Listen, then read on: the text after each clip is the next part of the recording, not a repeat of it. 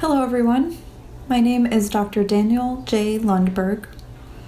I'm a professor of chemistry at Gallaudet University, and I'm also the program director for both the biology program and the chemistry and physics program at Gallaudet. And I'm excited to be here sharing my journey with you as a deaf scientist and how I came to embrace my love for the sciences. Here's an outline of my talk today. I'll spend about half of it talking about my background and my mentoring experience, and then the other half talking about my research. And I want to thank the World of Wonder organizers for asking me to include some information about my childhood pictures, background information, and mentoring information. Basically, information about what led me to be where I am today. I think that's really important for anyone to know. I wish I had had this type of opportunity when I was a graduate student. Most of us go to research presentations, which is important, but it's also important to hear the different stories of scientists about their backgrounds, about their childhoods, and about how they got to where they are today. This presentation also gave me an opportunity to reflect on how I got to be where I am today. And it is incredible. I had so many doors of opportunity that were open for me, and it's hard to look back and think about what might have happened if I had picked the wrong door. So basically, I'll talk about my childhood, and then I'll talk about my undergraduate years, including my internships and post-bac. I'll talk about my graduate years, and then I'll talk about my career as a Gallaudet University faculty member. I haven't had a haircut since February. And Albert Einstein, of course, when he was younger, in his 20s and 30s, on the left here, you can see that he was well-groomed. He had short, dark hair. And then over time, as he got older, his hair got more wild and more unruly. And at the end, you can see his unruly white hair. And I think I might be following his model. Check me out in 20 years, see where I am then. I'll start by talking about my childhood. On the left, you can see a picture of my family. I'm the oldest of 4. And there's 12 years difference between me and my youngest sibling. My next sibling is my sister Kayla, who is a massage therapist. She actually learned sign language before she could talk. And then next is my brother John. He's an insurance company executive now for Travelers Insurance. And then my youngest sister is Kelsey Ann, and she's a registered nurse, an RN. She typically works with kidney transplant patients and doctors and organ donors to coordinate those.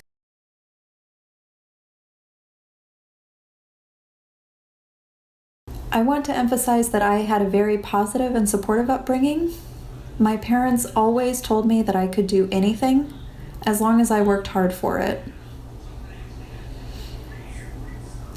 Even though, of course, we may recognize that majority may require less work than me, for example, having to prep interpreters, coordinate interpreters, advocate for my communication needs.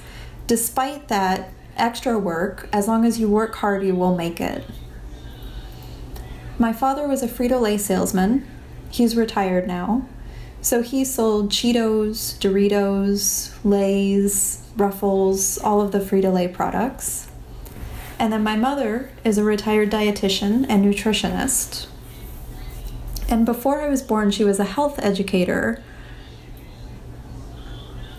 So I had the best of both worlds. I had all the junk food from my dad, and then I also had all of the nutrition and healthy eating from my mom.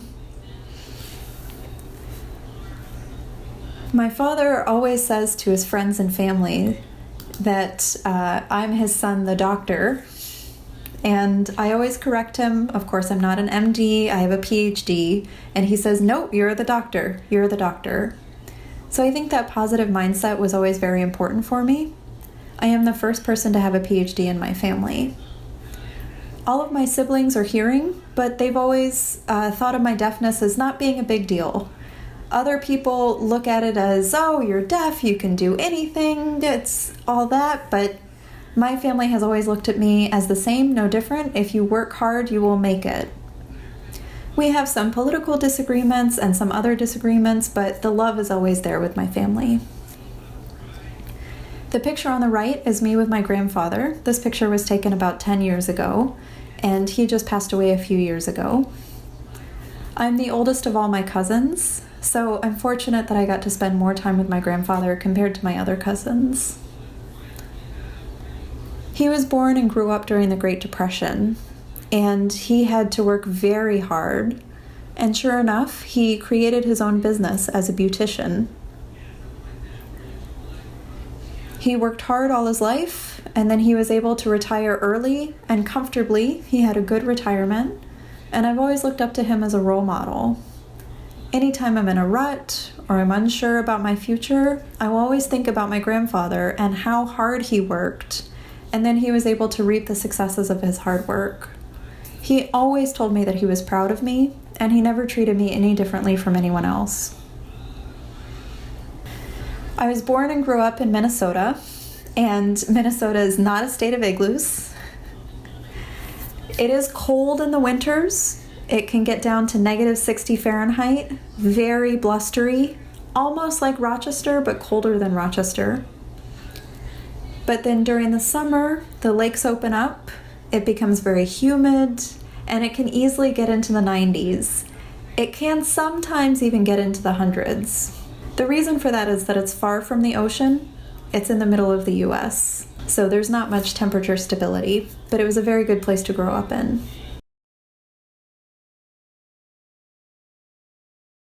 When I was 15 months old, I got spinal meningitis. And because of the spinal meningitis, I forgot everything. I forgot how to walk, I forgot how to talk, I forgot how to feed myself. Everything that I had learned, I had to relearn. When I was sick, the doctors did a brain scan and found that my entire right rear lobe was dark, meaning that there was no neural activity at all. And the doctors warned my family that I may die or that I may be developmentally disabled as a result. A few days after that, they did another scan, and the doctor walked out of his office in shock. He had never seen this before in his life. He said that all of the color was back. All of my neural activity was back like normal. My auditory nerves, of course, was destroyed, and so that's how I became deaf. My mom took C classes. She learned signed exact English. This was back in 1980, 1981 or so, so signed exact English was fairly popular. My dad at the time was working overtime and doing extra work to pay off my medical bills because of my spinal meningitis. So my mom was able to take sign language classes and then teach it to my dad, and both of them are able to communicate with me. Now they use more like PSE. It's not perfect. They do sometimes use spoken English around other family members, but for the most part they use sign language when I'm around, and they include me in conversations, which I've always appreciated. Now, my mom became involved, soon after I became deaf, my mom became involved with different parents groups for parents of deaf children, so that she had support systems from other parents with deaf and hard of hearing children, and also with teachers of the deaf and hard of hearing. So through that, I was able to meet other deaf and hard of hearing kids. We were able to use sign language together. When I was 2 years old, I started preschool at Como School, which was about 40 minutes away from home. And then I went to Cedar School, which was about 20 minutes away from home. It was a bit closer for preschool. And that was all deaf and hard of hearing kids and teachers. We all use sign language. And then I went to Gideon Pond Elementary, which was also about 20 minutes drive from home. And I was there from kindergarten to 6th grade. Many of the kids in kindergarten in general go for only half days, morning or afternoon, but I went for full days. I spent half the day with the deaf and hard of hearing class and deaf and hard of hearing teachers. And then I spent the other half of the day with an interpreter in a mainstream setting with other hearing students. And I think that was a great educational experience for me. My mom remembers that I used to come home exhausted because of the long days, but I think it was a great idea.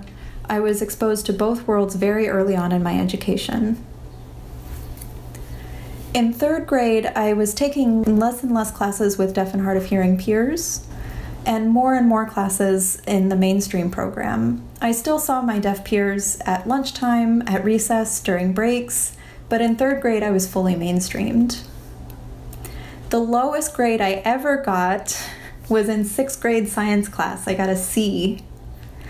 I had always enjoyed science, but the procedure, the reporting, the lab reports was very rigorous, and at that stage of my life I was very creative. And I never thought I would become a scientist, much less a professor of chemistry.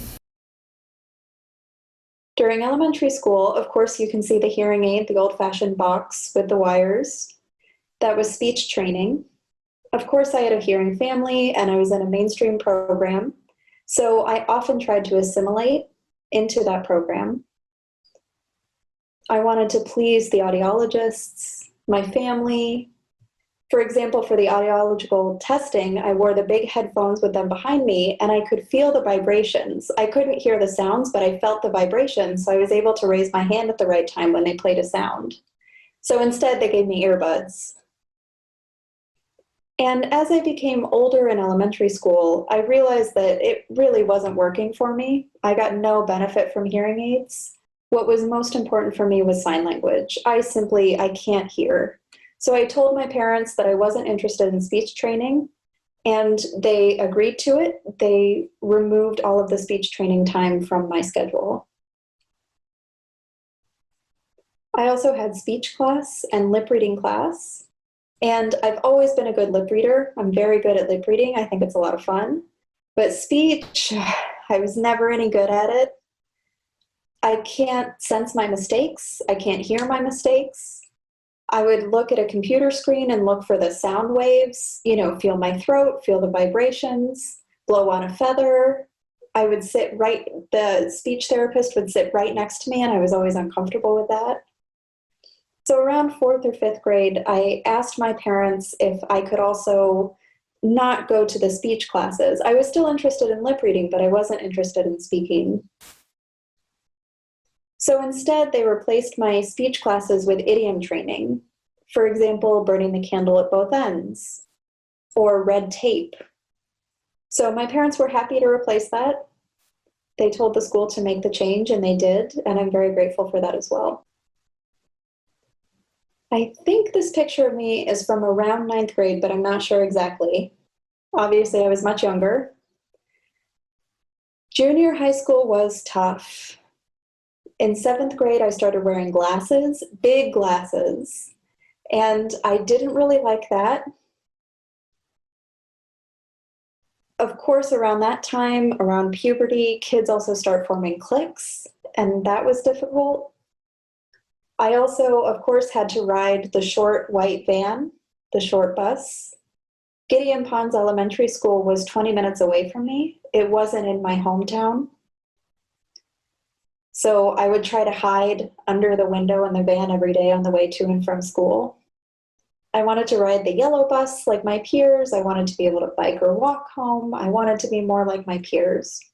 So in junior high school in seventh grade, when I was moving up to junior high school, I asked to go to a school that was closer to home so that I could ride the bus with other neighborhood kids who lived close to me. And my parents were fine with that. So I was able to move from the program with deaf and hard of hearing teachers and other peers to be the only deaf person. There was one other deaf person in school with me, and then 2 hard of hearing students with me. But I was in a fully mainstream program. Of course, all of the other students were new. It was a new school, a new program. It was very difficult. I didn't like lunchtime. I didn't like long breaks because I couldn't understand what everyone else was saying. I often got to school early because of the bus, and I would go straight to the library and read during those breaks. Despite that, I loved school.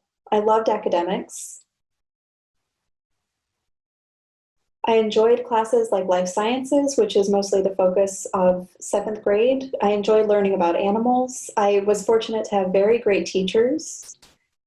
The one class I had in 7th grade, the life science class, was huge and had about 50 different animals who lived in the classroom. And that really made me love science. I had good science teachers. I was able to take electives like wildlife biology, anatomy and physiology, and chemistry. I really enjoyed high school chemistry. My high school chemistry teacher, one of them was Irish and had been in the Irish Republican Army, which, is known for making bombs and all that. And I thought that was very cool. So I did something mischievous. At the beginning of the semester, the chemistry teacher sent out note cards to all of the students and asked us what we expected to learn in class this year. And I said, I want to learn how to blow stuff up. And I gave that into the teacher. And the next class, I was so embarrassed because the teacher read many of the comments to the class and pointed me out, read my comments. All of my classmates laughed, of course, at how immature I was. But I had expected the teacher to scold me, to say that safety is the most important thing. But instead, they said, we will blow things up. I thought, wow, she made science very fun and very hands-on. And junior high school, I had great experiences in my science classes.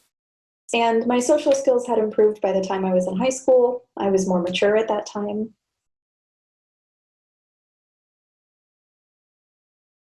When I got into high school, I started working at McDonald's with other high school students and young adults. I was on the cross-country track team as well. In junior high school and high school, I was involved with different deaf organizations, including the Junior National Association for the Deaf. But one thing I looked forward to every year and put on my calendar and looked forward to was Camp Courage North, because I got to interact and socialize with all deaf and hard of hearing peers. The counselors and other people there were also from Gallaudet and NTID. And so there were young adults in college who could sign. Their stories that they shared were incredibly powerful, and I just had some amazing experiences at that camp and during this time, and got so much support from my peers there.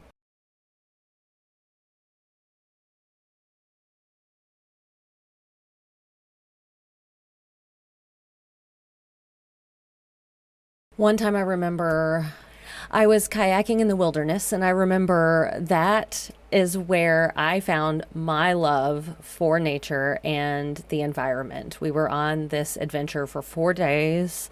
I was able to let go of the outside world and de-stress and then get back to the daily grind.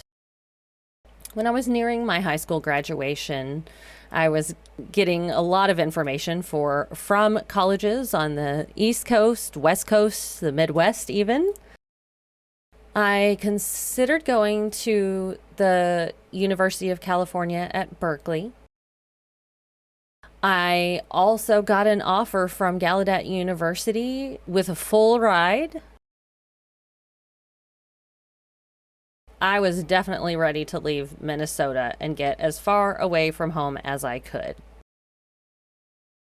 My family rented a white van. We all piled in to drive across the country to Gallaudet University.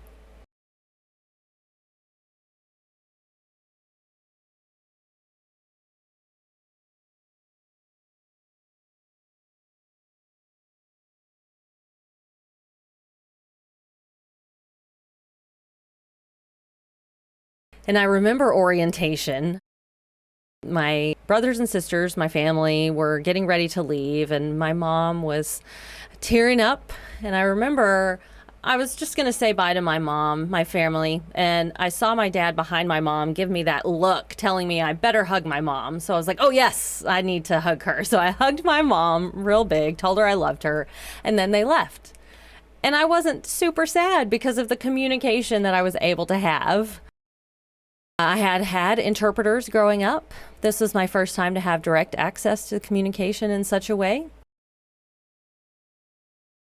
Often, Growing up, my interpreters would clean up my presentations for me. So this was the first time that I learned that I wasn't such a great presenter. And I was told directly from my professor, a couple of my professors, that that was the case. But now I became more confident in my time at Gallaudet in my identity as a deaf person. I want to mention 4 mentors during my time at Gallaudet. Dr. Shirley Schultz-Myers was my freshman honors English professor. She got me off to a great start and a great foundation of support. She is a CODA, a child of deaf adults. Next is Dr. Sorensen, who is a chemistry professor. Now, my undergraduate was in biology, but I still took many of her classes. And she gave great advice. She was very supportive. She's a big-time student advocate and really a fantastic educator as well. She was a role model for me. Next, Dr. Braun, Derek. At that time, he was teaching freshman honors biology, and he was a Ph.D. student at the University of Maryland. He was deaf, and at that time, Gallaudet mostly had hearing professors who could sign, but Dr. Braun was the first deaf scientist at Gallaudet, and he was also an important role model for me. And Beth had a master's in forensic science. She was my academic advisor, and we had a great relationship, lots of heart-to-heart conversations. I was able to share stories about my life and get her advice and talk about how she overcame her challenges, and I never felt like I was alone. I needed to narrow down which science field I was interested in. My first internship experience was at the National Forest Service in Bonners Ferry, Idaho. You can see these 3 pictures on the slide here. I went to a forest fire hotshot training camp. We learned how to use a compass and other instruments to find where a fire might happen or where it is starting and be able to locate the fire and prevent it from spreading. The far picture on the right, there was a person down there to catch me in case I went too far or started to go too far. It snowed in June, and I loved the mountains. But I remember standing in Idaho, and I could see British Columbia to the north, Montana to the east, Washington State to the west. One thing I realized during this time was that on the weekends, I did not want to go back to the mountains. I didn't want to work. All week, all day, we had been working so hard that I didn't want to go out to the mountains, and my hobby was gone. Normally, I was thrilled to get out into the wild, but dealing with the bugs, the weather, it was nice to be inside, and that's when I realized that it was time to find something else.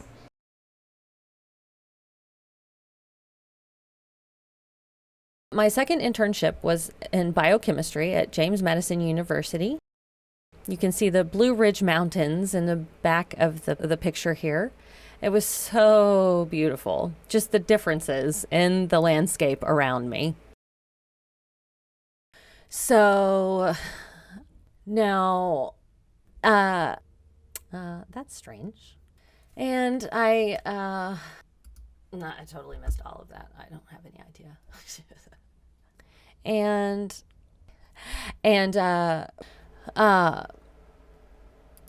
Oh, I am so missing this.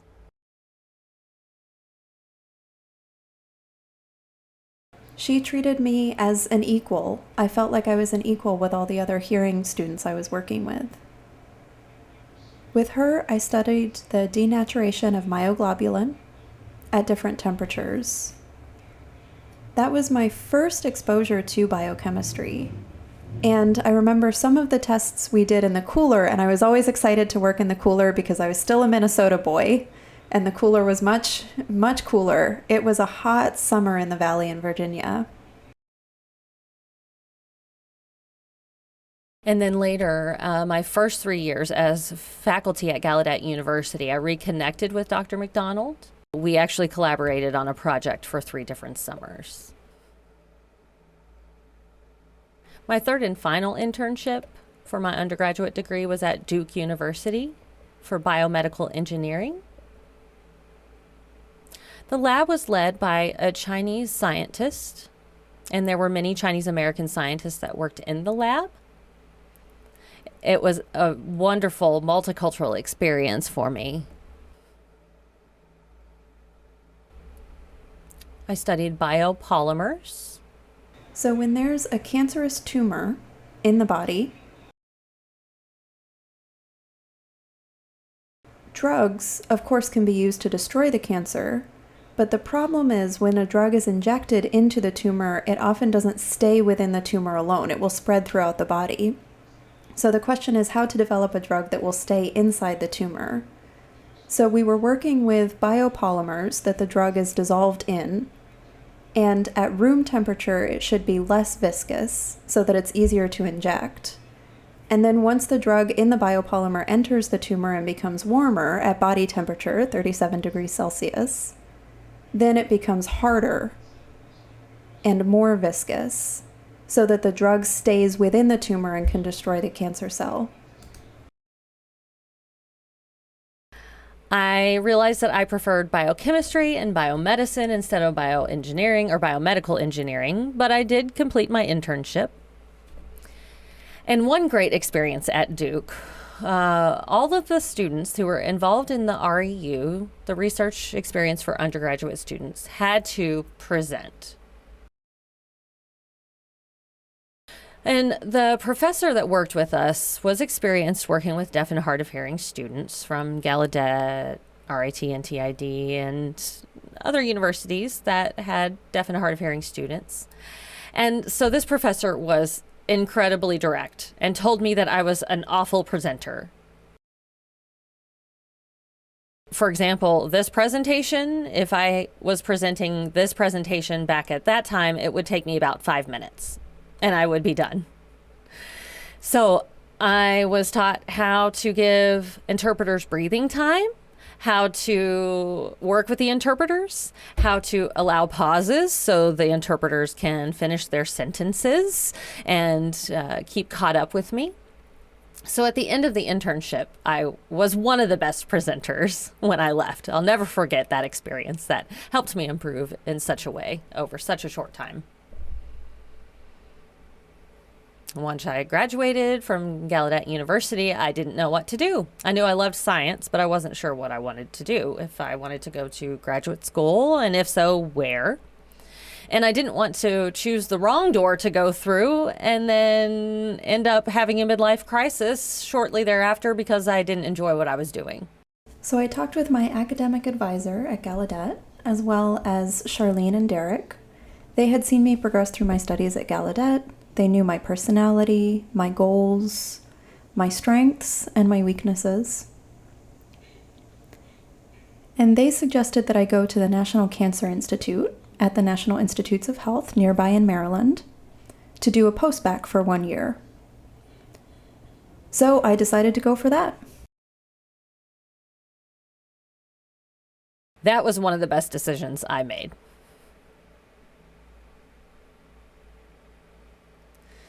In 1 year, I contributed to 10 different publications. Now, not all of those publications were actually published in that 1 year, but I contributed to a total of 10 publications within that 1 year. There were individuals on our team from Harvard, from MIT. Dr. Lundberg was my mentor and signed a little bit. There were international researchers on our team from Hungary, from Austria, from Germany, from the United States, of course. But again, it was a multicultural experience and such a fun time for me.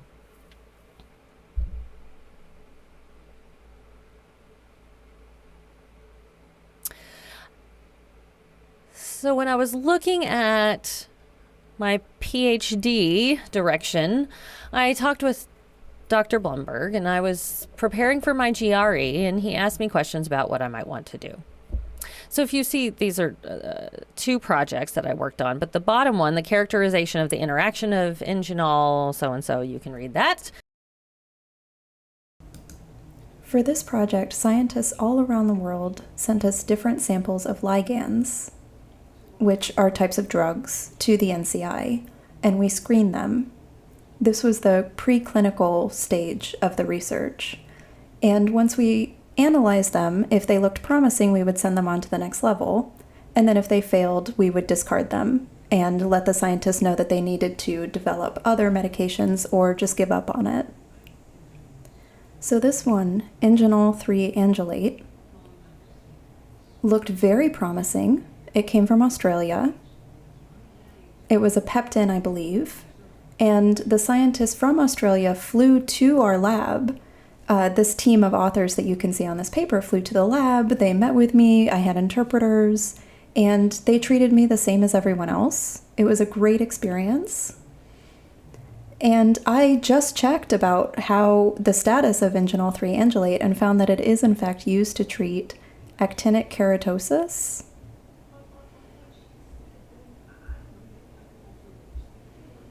And it is also used topically as an anti-tumor medication as well. So it's very cool that I was part of that drug discovery process. And the second author on this publication as well. The second project you can see at the top, the analysis of structure, activity, and so on. We developed different ligands that antagonized or connected to the vanilloid receptors. That's the same idea as the capsaicin receptors. So typically hot temperature or spicy peppers are correlated with pain. And we found that those receptors could be desensitized so that the patient would feel less pain, because of course cancer typically causes a lot of pain. So that's why we did that research. And of course, you know, opioids, you start off with patients at one dose, for example, morphine, and then the patient's body builds a tolerance, so you have to increase the dose, and then the body continues to increase its tolerance as you increase the dose until you finally reach a point where you have to stop because the adverse effects outweigh the therapeutic benefits.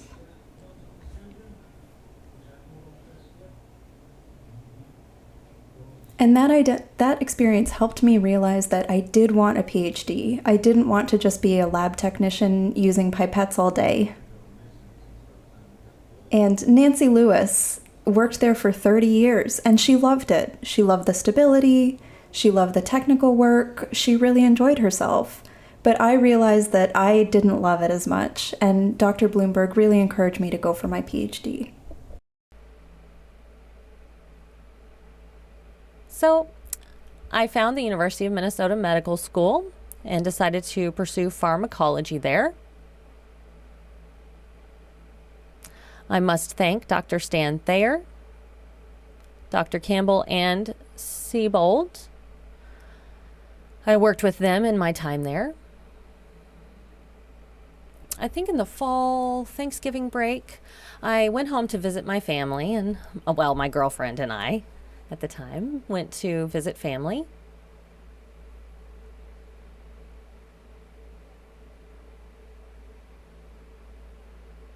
I decided to meet with Colin, and this was prior to entering medical school. Decided to meet with him. He let me know that he would be willing to meet with me whenever worked for me. So I then let them know that I was deaf and needed an ASL interpreter. Now, mention that in my first contact with Colin, Dr. Campbell, I let him know that, or did not let him know that I was deaf. So then when I told him I would need an interpreter, he said, sure, but I don't know how to find an interpreter. Could you help me do so? I realized that this would be a good process likely because he seemed eager to help. So I found a link for the disability services, connected him with the appropriate people. I arrived for my meeting and really was impressed on all parts, on all ends of the process. So I went to take a look at the department, and then one of the interpreters and I went to the Interpreter Services Center to meet the interpreters that might potentially be working with me. Other friends of mine said that typically their graduate experience involves contract interpreters, which is really tough. Interpreters have to learn the specific jargon for the field, for the classes. They have to learn how to voice appropriately. And if there are new interpreters swapped in and out all the time, it can be difficult for everyone. If you have an excellent graduate program but lousy interpreters, it can be very difficult to succeed, or vice versa.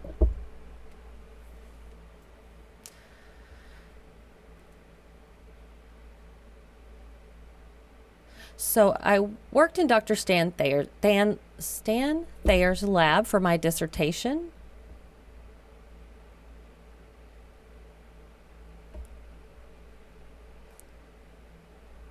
He researched cannabinoid receptors, and I was interested in learning natural impacts or effects. And it would be a continuation of some relief work that I had begun looking into the previous year. So the cannabinoid modulation of synaptic transmission was my dissertation topic. And this was before we knew all the benefits of CBD. So at that time, there was a lot of resistance to this topic, although it was a great party conversation and good conversation starter. People would ask what I do, and I would tell them that I was looking at cannabinoid modulation of some synaptic transmission, and they'd say, "Oh, you work with weed?" And I'm like, "No, not really. This is actually what I do." But anyhow. Some people on my team in my lab did learn sign. Some individuals and mentors would just write back and forth with me. This was before iPhones. We did use computers to instant message back and forth, but often there would be conversation happening between my peers, and I would ask someone to fill me in, but I didn't often do that because I knew that they would get sick of me interrupting and asking them to tell me what was going on. So I then, at times, would sit down with an interpreter. Maybe if there was a last-minute meeting and there was no interpreter available, I would, write back and forth with the individual. But if an interpreter could be available, we would pull them in. You might remember AOL Instant Messenger. That was a tool that we did take advantage of. For our weekly lab meetings, we did get regular interpreters for that. And for my dissertation defense, on my last slide, I did thank and acknowledge the interpreters and did note that they should receive an honorary degree because of the work that they did with me for my dissertation.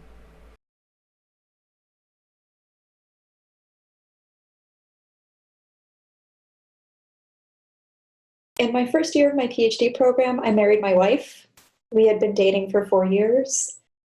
She taught me so much about how to handle conflict, how to socialize with others. And as a non-scientist, sometimes I would explain my work to her, and she would ask questions that got harder and harder to answer. But it was good practice for me to explain my research to someone who wasn't in the research world.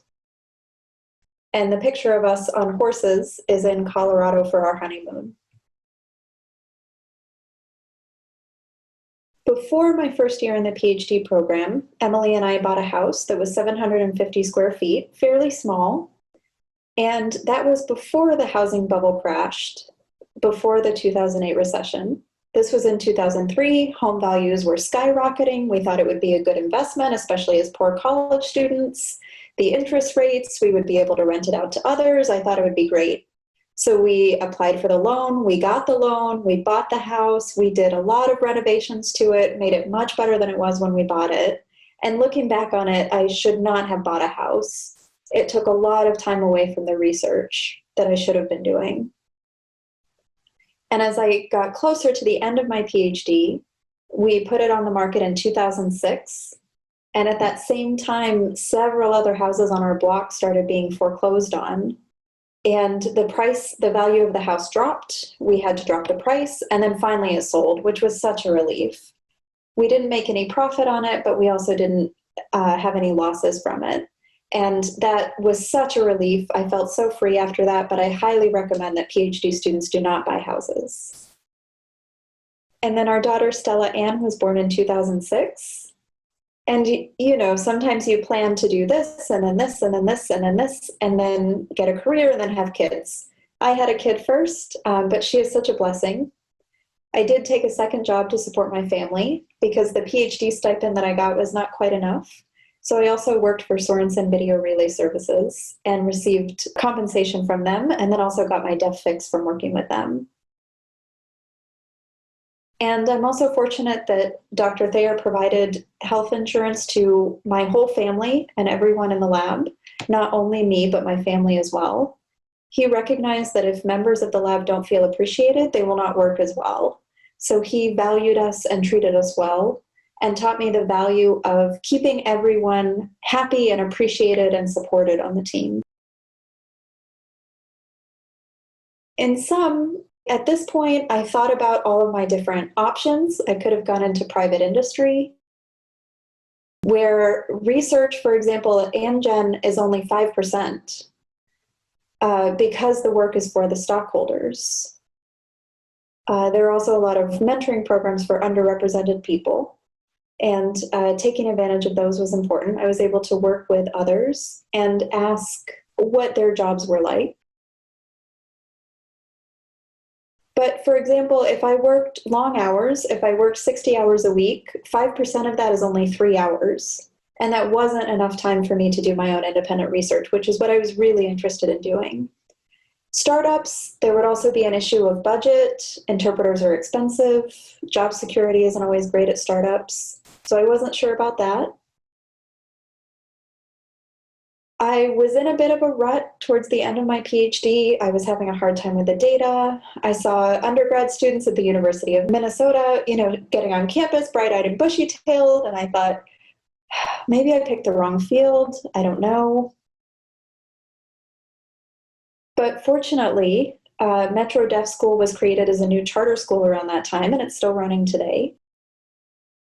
They were hiring science teachers, and I knew that the school had just been founded. So I applied and was invited for an interview.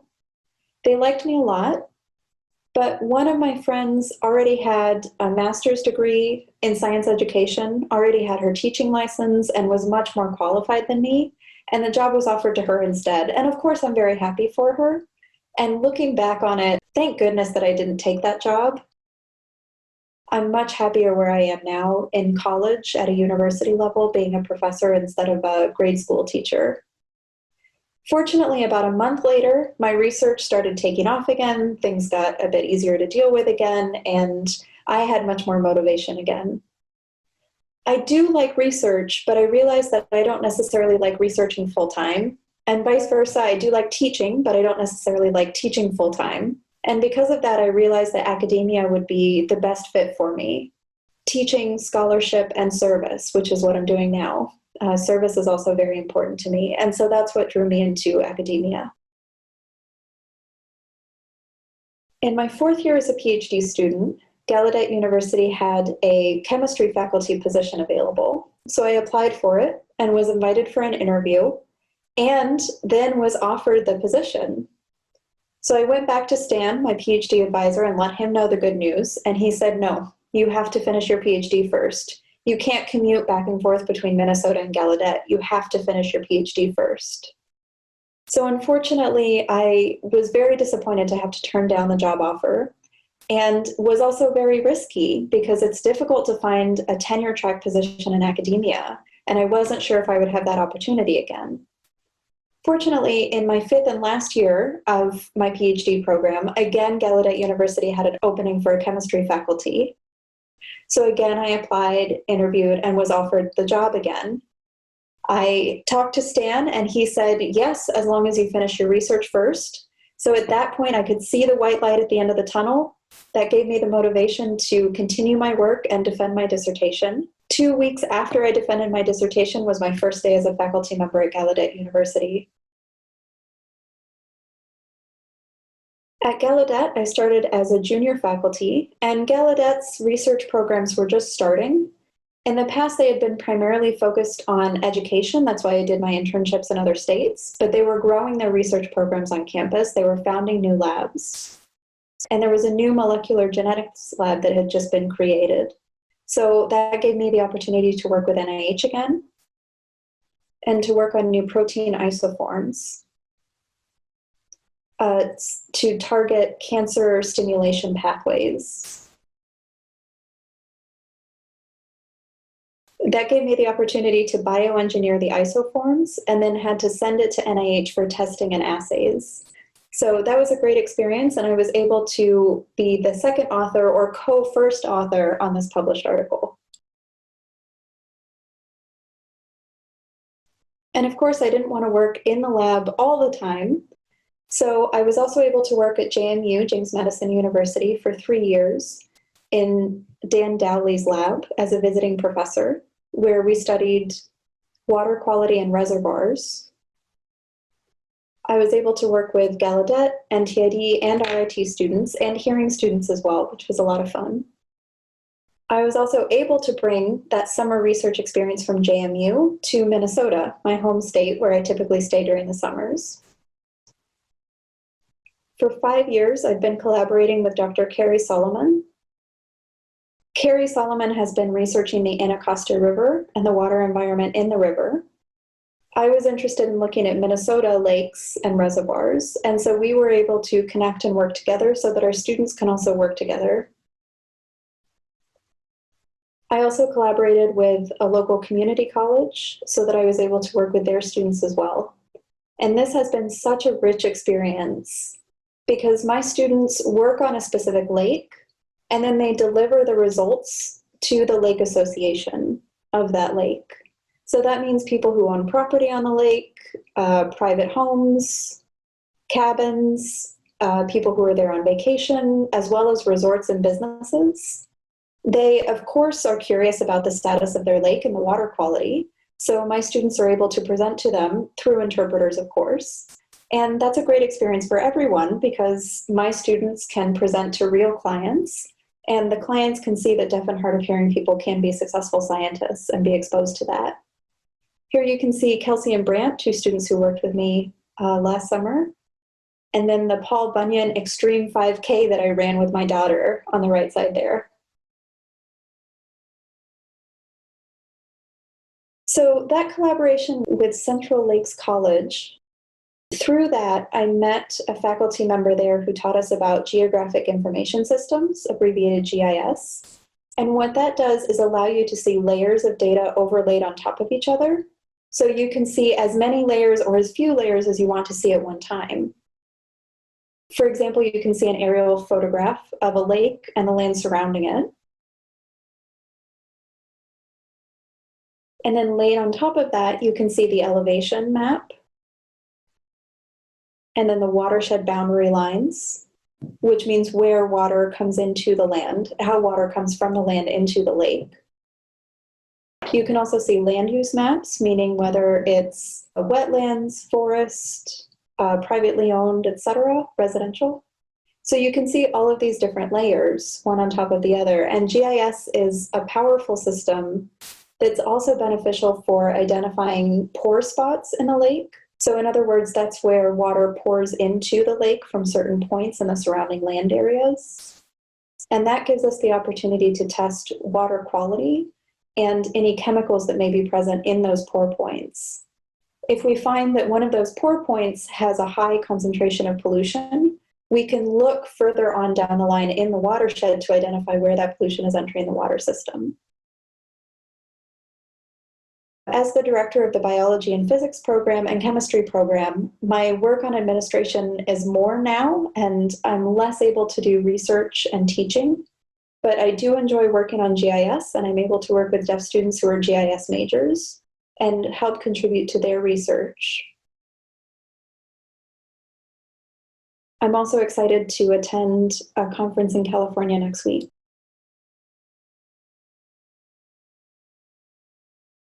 This is my family from 8 years ago. My son Bowden Daniel is 11 now, and then Stella Ann.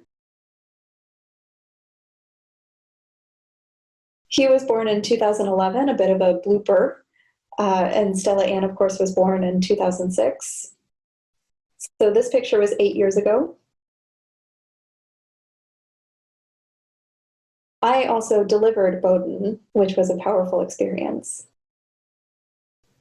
With the help of a doctor, of course, not alone.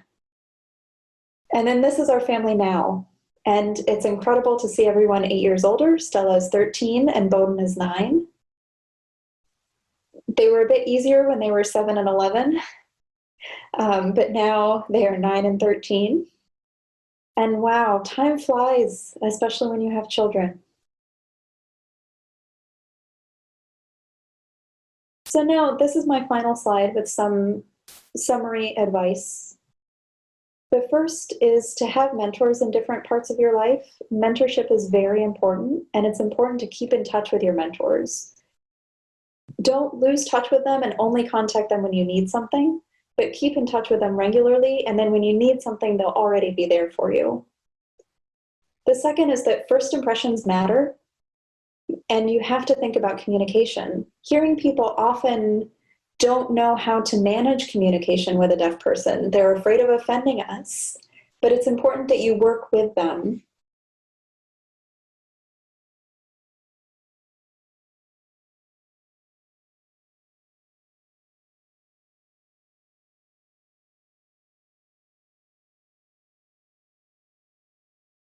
Collaboration is also very important. And next is to keep your interests open. Like I said, science is a winding road. Still to this day, our paths are not linear. So be open to change, be open to new opportunities, be ready to adapt and evolve, and never lose your love of science and research and your curiosity. So keep doing what you're doing, but at the same time, keep an eye out for what else is out there. And next, be stewards of our environment. It's important to have good communication skills, both to communicate with other professionals and to communicate with lay people. Not many people have good access to quality education in science like we do. It's easy for us to feel superior to them and to talk down to them, but it's very important that we work with them on their own level because these things like COVID and climate change are so important for everyone. The last thing I want to mention is self-care is so important. It's so easy to get lost in the research. We never have enough time. We have too many responsibilities. We fill too many different roles. But we have to find some time to take a time out, to get away and to get rest for our minds and bodies and souls. It's important to exercise, sleep, and take care of ourselves. And that will help us be more productive in the end. Of course, it's easier said than done, I know, but it's an important reminder for all of us. Thank you.